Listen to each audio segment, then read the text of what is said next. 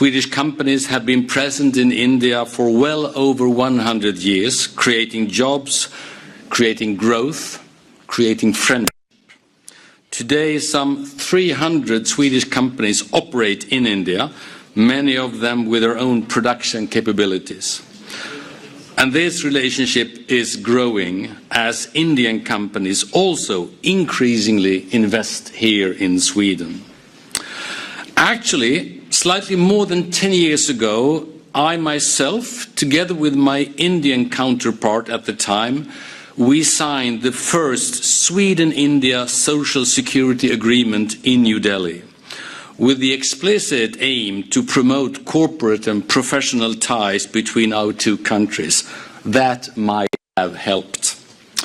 Today, the 80,000 plus Indian diaspora here in Sweden makes a significant contribution to our economy and our society, not least bringing much needed skills in high-tech sectors across Sweden. The European Union, Sweden and India all recognize the immense potential that lies in deepening our partnership, not least when the world is as complicated and unpredictable as it obviously is today. Prime Minister Modi, your visit marks another milestone in this history of India-Sweden relations. Today we have launched a strategic partnership and a joint action plan for our shared objectives.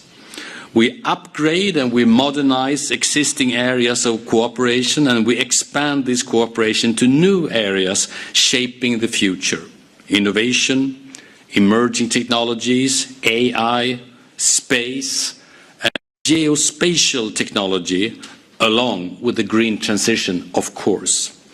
As for concrete outcomes of today's meetings, first, we have agreed to launch a joint innovation partnership 2.0 and to set up a joint center for science and technology to connect academic institutions in both countries. Second, we will enhance our political dialogue on security and defense-related matters, including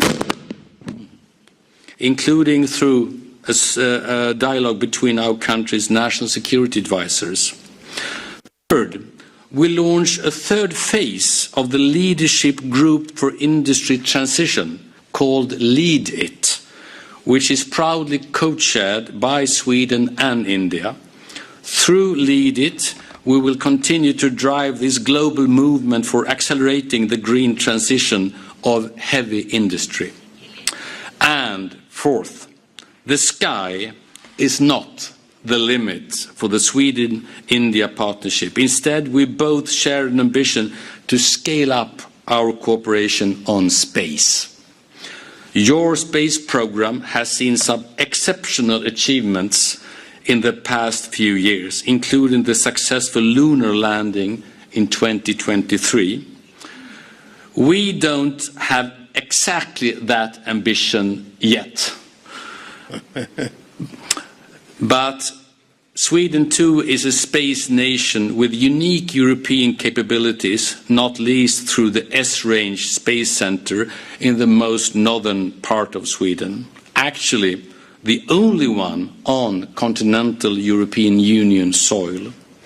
S-Range provides international partners with ground network and rocket test services. My government invests heavily in the development of orbital launch capability for defense purposes at S-Range.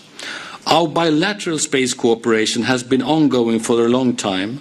India's Space Research Organization and Sweden's National Space Agency have joined forces since the 1980s. Now I see great scope for India and Sweden to pursue enhanced cooperation in this area, and I'm very pleased that our two space organizations have signed an MOU to collaborate on an instrument that will be part of the Venus orbiter mission. So Sweden is proud to be on our way to Venus together with India. On trade, finally, we have a joint ambition to double our bilateral trade and investments within 5 years. With current speed, I actually believe it could become reality even sooner. The decisive conclusion of the India-EU free trade agreement is largely due to the foresight, the determination and the personal leadership of Prime Minister Modi and President von der Leyen. Thank you both very, very much. Sweden is a pretty small country, but also a pretty big trading nation. Thanks to the two of you, great opportunity lies before us. This deal on free trade is estimated to create some 23,000 new jobs in Sweden, with more than 6,000 of them here in the Gothenburg region. But I regard this free trade agreement not as the end of the road, but the beginning of a new journey. Sweden, together with India and with our European friends, is very committed to make sure this partnership lives up to its true potential. Very finally, in this unpredictable and sometimes dangerous world, the EU and India are partners that promote stability and prosperity. Or, as you, President von der Leyen, stated in your landmark address in New Delhi last year, if we get it right, the Europe-India relationship could be one of the defining partnerships of the century. And I very much agree on that. And, Prime Minister Modi, I know the year 2047 holds a special meaning in India, since it marks the 100-year anniversary of the birth of the Republic. And you have laid out a clear vision for this occasion. Viksit Bharat. Sweden and the entire European Union will be India's partners on this journey, all the way to 2047 and beyond. Thank you so much. Please. Thank you very much, Prime Minister Kristersson. Dear Ulf, thank you for inviting me to join you here in beautiful Gothenburg, one of the Nordic region's great trading and industrial hubs. And please allow me to join you in extending the warmest of European greetings and welcomes to you, Prime Minister Modi, dear Narendra. It has only been a few months since you hosted me in New Delhi for our groundbreaking EU-India summit.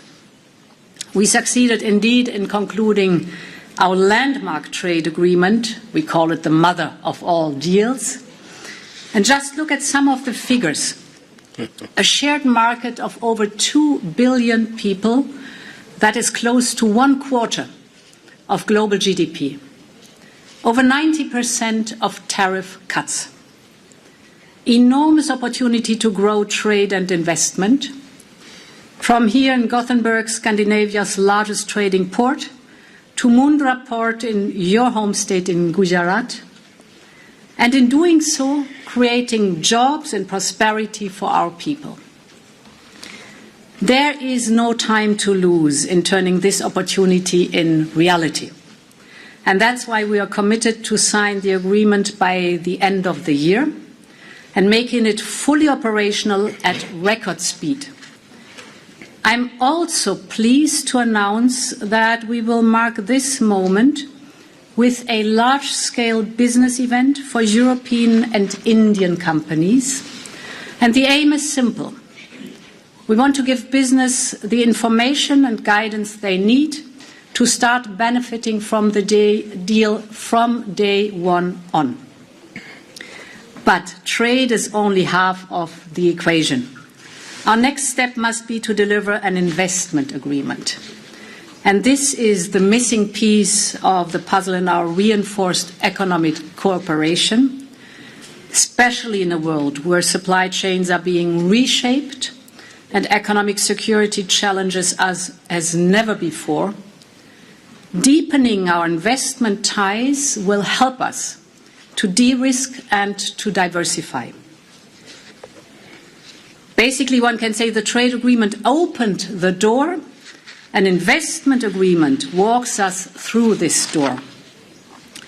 And from the foundation, member states like Sweden can build stronger bilateral ties with India. Your new strategic partnership you just mentioned, dear Ulf, is proof of this. And this is exactly how it should be. The commitment to double economic exchange between two countries in the next 5 years That is the ambition that Europe needs.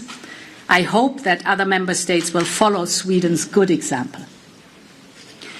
In January, we not only signed the mother of all deals, we also moved closer on security and defence, on which we signed our partnership. And with the first EU-India security and defence dialogue in New Delhi, we continue to deepen the cooperation, particularly on maritime security, where we will hold joint EU-India naval exercises. We will also work together in countering cyber threats, protecting our critical infrastructure, and by generally increasing our information sharing. Our cooperation can help bring stability to an unstable world and provide security to our citizens. Prime Ministers, dear Ulf, dear Narendra, today you have talked about the importance of working together in the emerging technology space. Our EU-India Trade and Technology Council is already showing the way forward. Under its umbrella, we are aligning our AI governance. We're working together on semiconductors. We're strengthening the resilience of our supply chains. And we are ensuring interoperability between our digital systems. We will discuss these topics at the next meeting in July. And as you said, Ulf, we are shooting for the stars as we work to explore new frontiers in our EU-India space dialogue. And again, Sweden is showing the way as the home of mainland Europe's only space base. And India is already shooting for the moon with your successful landing there. Our work together in space will help strengthen not only our security, but of course also our prosperity. All in all, this dynamic new era in EU-India relations opens historic opportunities, and we are determined to seize them. Many thanks. Thank you so much, Ursula. Please, Prime Minister.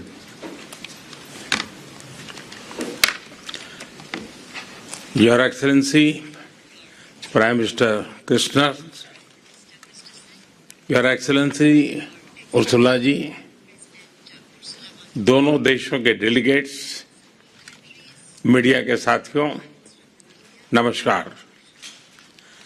सबसे पहले मैं प्रधानमंत्री Kristersson से उनके स्नेहपूर्ण स्वागत के लिए हृदय से धन्यवाद करता हूं। कुछ समय पहले मुझे स्वीडन के royal order of the polar star के सर्वोच्च सम्मान से सम्मानित किया गया। ये सिर्फ मेरा सम्मान नहीं है, यह 140 करोड़ भारतवासियों का सम्मान है। यह स्वीडन के हमारे उन सभी साथियों का भी सम्मान है जिन्होंने भारत स्वीडन संबंधों को समृद्ध किया, एक मजबूत आधार दिया। आज के कार्यक्रम में शामिल होने के लिए मैं उर्सुला जी का विशेष आभार व्यक्त करता हूं। स्वीडन और यूरोप के इंडस्ट्रियल हार्टलैंड गोथनबर्ग में आना मेरी यात्रा को विशेष अर्थ देता है।